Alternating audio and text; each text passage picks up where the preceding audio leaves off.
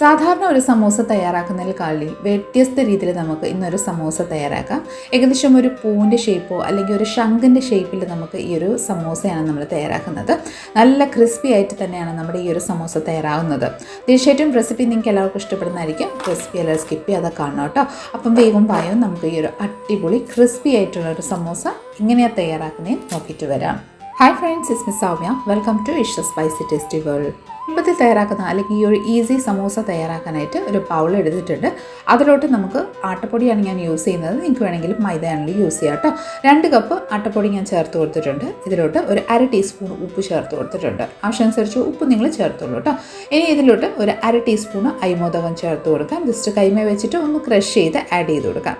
അരിമോദകം ഇതുപോലെ ക്രഷ് ചെയ്ത് ആഡ് ചെയ്ത് കൊടുത്തതിന് ശേഷം നമുക്കിതിലോട്ട് ഒരു 1/2 ടീസ്പൂണ് കലോഞ്ചി അല്ലെങ്കിൽ എന്താ പറയുക, നമുക്ക് കരിഞ്ജീരകം ആണ്, അതും കൂടെ ആഡ് ചെയ്ത് കൊടുത്തതിന് ശേഷം 1 ടേബിൾ സ്പൂണ് നല്ല ചൂട് എണ്ണ നമുക്ക് ആഡ് ചെയ്ത് നന്നായിട്ടൊന്ന് മിക്സ് ചെയ്ത് കൊടുക്കാം. ആട്ടപ്പൊടിയിലോട്ട് നന്നായിട്ട് ആ ഒരു ഓയിൽ മിക്സ് ആവുന്ന സമയം വരെ നമുക്ക് നന്നായിട്ടൊന്ന് മിക്സ് ചെയ്ത് കൊടുക്കാം. ഇതുപോലെ നന്നായിട്ടൊന്ന് മിക്സ് ചെയ്ത് കൊടുത്തതിന് ശേഷം നമുക്ക് നോർമൽ വെള്ളം ഉപയോഗിച്ച് ഇത് ഒരു സോഫ്റ്റ് ഡോ, നമ്മുടെ ചപ്പാത്തിയുടെ പരുവത്തിൽ സോഫ്റ്റ് ആയിട്ടുള്ളൊരു ഡോ നമുക്കൊന്ന് കുഴച്ചെടുക്കാം. അപ്പോൾ ഇതാ നമ്മുടെ മാവ് ഏകദേശം നന്നായിട്ടൊന്ന് കുഴഞ്ഞ് വന്നിട്ടുണ്ട്. നന്നായിട്ടൊന്ന് നീഡ് ചെയ്തോളൂ കേട്ടോ. അപ്പോൾ ആ ഒരു സോഫ്റ്റ്നെസ്സും നന്നായിട്ട് കിട്ടുന്നതായിരിക്കും. അപ്പോൾ ഇതുപോലെ നന്നായിട്ടൊന്ന് കുഴച്ച് നല്ല പെർഫെക്റ്റ് ആയിട്ട് നമ്മുടെ ഡോ ഇവിടെ റെഡിയായി വന്നിട്ടുണ്ട്. ഇനി ഇത് ലിഡിറ്റ് ക്ലോസ് ചെയ്ത് ഒരു 10 മിനിറ്റ് റെസ്റ്റിന് വെച്ച് കൊടുക്കാം. ആ സമയം കൊണ്ട് നമുക്ക് സ്റ്റഫിങ്സ് റെഡിയാക്കാം.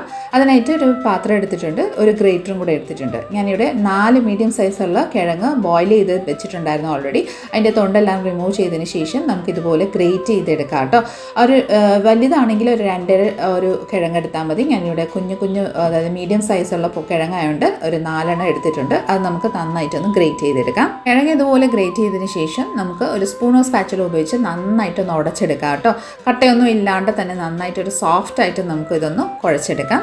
ഡോ ഏകദേശം നന്നായിട്ട് ഇതുപോലെ കുഴച്ചെടുത്തതിന് ശേഷം ഒരു 1/2 ടീസ്പൂൺ ഉപ്പ്, ഒരു 1/2 ടീസ്പൂൺ ബ്ലാക്ക് സോൾട്ട്, ഒരു 1/4 ടീസ്പൂൺ മഞ്ഞൾപ്പൊടി, 1 teaspoon Kashmiri chilli powder, 1/2 teaspoon ജീരകം പൊടിച്ചത്, ഒരു 1/2 ടീസ്പൂൺ ചാറ്റ് മസാല, ഈ വക എല്ലാം ആഡ് ചെയ്ത് കൊടുത്തതിന് ശേഷം നമുക്ക് നല്ലൊരു ക്രിസ്പിനെസ് കിട്ടാൻ വേണ്ടിയിട്ട്, ഫില്ലിങ്സ് ഒരു ക്രിസ്പിനെസ് കിട്ടാനായിട്ട് നമുക്കൊരു 3 ടേബിൾ സ്പൂൺ അരിപ്പൊടി ചേർത്ത് കൊടുക്കാം. സാധാരണ പത്തിരിപ്പൊടിയാണ് ഞാൻ ചേർത്ത് കൊടുത്തത്. കൂട്ടത്തിൽ നമുക്ക് കുറച്ച് മല്ലിയില ചോപ്പ് ചെയ്ത് അതും കൂടെ ചേർത്ത് നന്നായിട്ടൊന്ന് മിക്സ് ചെയ്ത് കൊടുക്കാം. ആദ്യം സ്പാച്ചുല വെച്ച് നന്നായിട്ടൊന്ന് മിക്സ് ചെയ്ത് കൊടുത്തതിന് ശേഷം കൈ കൊണ്ട് തന്നെ നന്നായിട്ട് ആ ഒരു സോഫ്റ്റ് ഡോ ആവുന്ന രീതിയിൽ നമുക്കിതൊന്ന് കുഴച്ചെടുക്കാം. നന്നായിട്ട് കുഴച്ച് ഒരു സോഫ്റ്റ് ആയിട്ട് നമുക്ക് ഇവിടെ റെഡി ആയിട്ടുണ്ട്. കൈമേ ഒട്ടിപ്പിടിക്കുന്നുണ്ടെങ്കിൽ കുറച്ച് ഓയിലൊന്ന് തടവി കൊടുത്തോളൂ കേട്ടോ. ഇനി നമുക്കിതൊന്ന് മാറ്റി വെച്ച് കൊടുക്കാം. നമ്മുടെ ഡോ ഇവിടെ നന്നായിട്ട് പെർഫെക്റ്റ് ആയിട്ട് സോഫ്റ്റായി വന്നിട്ടുണ്ട്. ഇനി നമുക്ക് കൗണ്ടർ ടോപ്പിലോട്ട് തന്നെ വെച്ചിട്ട് ഇത് ഒരു 2 പാർട്ടായിട്ട് നമുക്ക് ഡിവൈഡ് ചെയ്തെടുക്കണം. അപ്പോൾ ആദ്യം നമുക്ക് നന്നായിട്ട് ഇതുപോലെ ഒന്നുകൂടെ ഒന്ന് കുഴച്ചെടുക്കാം. ഒരു 2 മിനിറ്റ് മാവ് നന്നായിട്ട് കുഴച്ചതിന് ശേഷം നമുക്ക് ഈ ഒരു മാവ് 2 പാർട്ടായിട്ട് ഡിവൈഡ് ചെയ്ത് കൊടുക്കാം. ശേഷം ഒരു പാർട്ട് നമുക്ക് ഒരു ബൗളിലോട്ട് മാറ്റി വെച്ച് കൊടുക്കാം.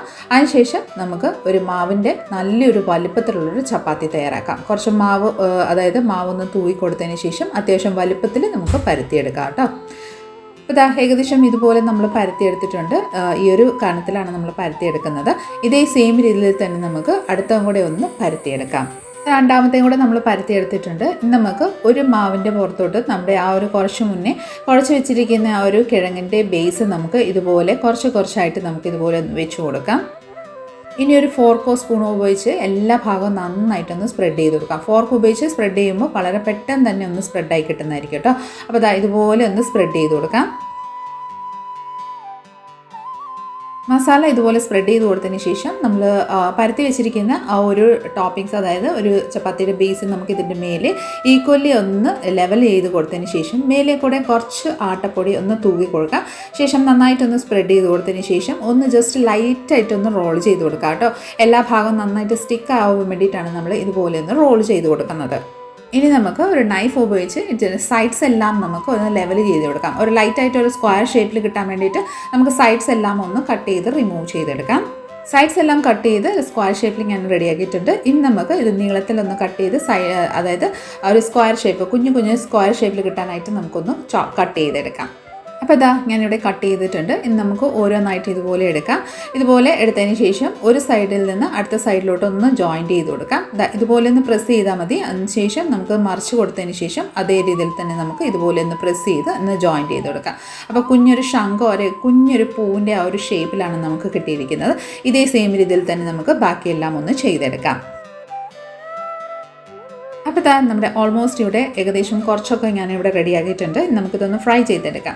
അതിനായിട്ടൊരു കടായിലോട്ട് ആവശ്യമനുസരിച്ച് ഓയിൽ ചേർത്തിട്ടുണ്ട്. ഓയിൽ നന്നായിട്ടൊന്ന് ചൂടായി വന്നതിന് ശേഷം, അതായത് ഹൈ ആയിട്ട് ചൂടാവാൻ പാടില്ല, ഒരു മീഡിയം ചൂടായതിന് ശേഷം നമുക്കിതിലോട്ട് ഓരോന്നായിട്ട് നമ്മൾ സമോസാസ് ഒന്ന് ആഡ് ചെയ്ത് കൊടുക്കാം. ഫ്രൈ ചെയ്യാനുള്ള സമോസാസ് ഇതുപോലെ ആഡ് ചെയ്ത് കൊടുത്തതിന് ശേഷം 2 to 3 മിനിറ്റ് വെയിറ്റ് ചെയ്ത് കൊടുത്തതിന് ശേഷം നമുക്ക് ഒരു സ്പൂണോ സ്പാച്ചിലോ ഉപയോഗിച്ച് ഓയിലെല്ലാം ഭാഗത്ത് നന്നായിട്ട് ഇതുപോലെ ഒന്ന് സ്പ്രെഡ് ചെയ്ത് കൊടുക്കാം. ശേഷം തിരിച്ചും മറിച്ചും നമുക്ക് ഇത് ലൈറ്റ് ഒരു ഗോൾഡൻ ഷെയ്ഡ് ആവുന്നിടം വരെ നമുക്ക് നന്നായിട്ടൊന്ന് ഫ്രൈ ചെയ്തെടുക്കാം. നമ്മൾ ഈ സമൂസ ആട്ടപ്പൊടിയും കൊണ്ടാണ് തയ്യാറാക്കിയിരിക്കുന്നത്. അതുകൊണ്ട് ഒരു സമൂസയുടെ ആ ഒരു കളറിന് ലൈറ്റ് മാത്രമല്ല ഡാർക്കായിട്ട് ഷെയ്ഡാണ് കിട്ടുന്നത്. നമ്മൾ മൈദയും കൊണ്ടാണ് തയ്യാറാക്കിയിരിക്കുന്നതെങ്കിൽ നമ്മുടെ സമൂസ ഒരു ലൈറ്റ് ഷെയ്ഡായിട്ട് കിട്ടുന്നതായിരിക്കും കേട്ടോ. അപ്പോൾ ആ ഒരു വ്യത്യാസം ഉണ്ടാവും. അപ്പോൾ ഇതാ നോക്കിക്കോളൂ, നമ്മുടെ സമൂസാസ് ഇവിടെ നല്ല ക്രിസ്പി നല്ല ഗോൾഡൻ ഷെയ്ഡിൽ ഇവിടെ ഫ്രൈ ആയി വന്നിട്ടുണ്ട്. നമുക്കൊരു സ്ട്രെയിനറിലോട്ട് സമൂസ എല്ലാം ഒന്ന് ട്രാൻസ്ഫർ ചെയ്ത് കൊടുക്കാം. ഇനി ഇത് ഓയിലൊന്ന് സ്ട്രെയിൻ ആവാൻ വേണ്ടിയിട്ട് നമുക്കൊന്ന് മാറ്റി വെച്ച് കൊടുക്കാം. ഇതേ സെയിം രീതിയിൽ തന്നെ നമുക്ക് ബാക്കി സമോസാസ് എല്ലാം ഒന്ന് ഫ്രൈ ചെയ്തെടുക്കാം. അപ്പോൾ ഇതാ സമോസാസ് എല്ലാം ഫ്രൈ ചെയ്ത് നല്ല ക്രിസ്പി ആയിട്ട് തന്നെ നമ്മുടെ ആ ഒരു സമോസാസ് ഇവിടെ റെഡി ആയിട്ടുണ്ട്. നല്ല രസമല്ലേ, നല്ല ഫ്ലവർ പോലെ അല്ലെങ്കിൽ ഒരു ശംഖിൻ്റെ ആ ഷേപ്പിൽ നല്ല ക്രിസ്പി ആയിട്ട് തന്നെയാണ് റെഡി ആയിരിക്കുന്നത്. പെർഫെക്റ്റ് ആണ്. സാധാരണ രീതിയിൽ തയ്യാറാക്കുന്ന സമോസ നിങ്ങൾക്ക് ബുദ്ധിമുട്ടുണ്ടെങ്കിൽ ഈ ഒരു രീതിയിൽ തയ്യാറാക്കിയ സമോസയുടെ ടേസ്റ്റ് തന്നെ കിട്ടുന്നതായിരിക്കും കേട്ടോ. നല്ല ടേസ്റ്റാണ് കേട്ടോ. ഗ്രീൻ ചട്നിയോ അല്ലെങ്കിൽ ടൊമാറ്റോ സോസിൻ്റെ ഒക്കെ ഒപ്പം കഴിക്കാം കേട്ടോ. നല്ല ക്രിസ്പി ആയിട്ട് തന്നെയാണ്, ഈവൻ ഉള്ളിൽ നല്ല സോഫ്റ്റ് ആയിട്ട് തന്നെയാണ്, പുറമിൽ നിന്ന് നല്ല ക്രിസ്പി ആയിട്ട് തന്നെ നമ്മൾ സാധാരണ സമോസ ക്രിസ്പിനെസ് പോലെ തന്നെയാണ് നമ്മുടെ ഈ ഒരു സമോസ റെഡി ആവുന്നത്. അപ്പം എല്ലാവരും ഒന്ന് ട്രൈ ചെയ്ത് നോക്കിക്കോളൂ കേട്ടോ നമ്മുടെ ഇന്നത്തെ ഒരു സമോസയുടെ റെസിപ്പി. അപ്പം എല്ലാവർക്കും ഇഷ്ടപ്പെടുന്നതായിരിക്കും നമ്മുടെ ഇന്നത്തെ ഒരു റെസിപ്പി. നിങ്ങൾക്ക് എല്ലാവർക്കും ഇഷ്ടമായെന്ന് വിചാരിക്കുന്നു. ഇഷ്ടമായിട്ടുണ്ടെങ്കിൽ ലൈക്ക്, ഷെയർ, ഫോളോ ആൻഡ് സബ്സ്ക്രൈബും കൂടെ ചെയ്ത് നമ്മളെ മാക്സിമം ഒന്ന് സപ്പോർട്ട് ചെയ്തേക്കണേ. അടുത്ത നല്ലൊരു റെസിപ്പിയും കൊണ്ട് വരുന്നിടം വരെ എല്ലാവരും stay tuned, be happy and keep smiling. Thank you for watching and by.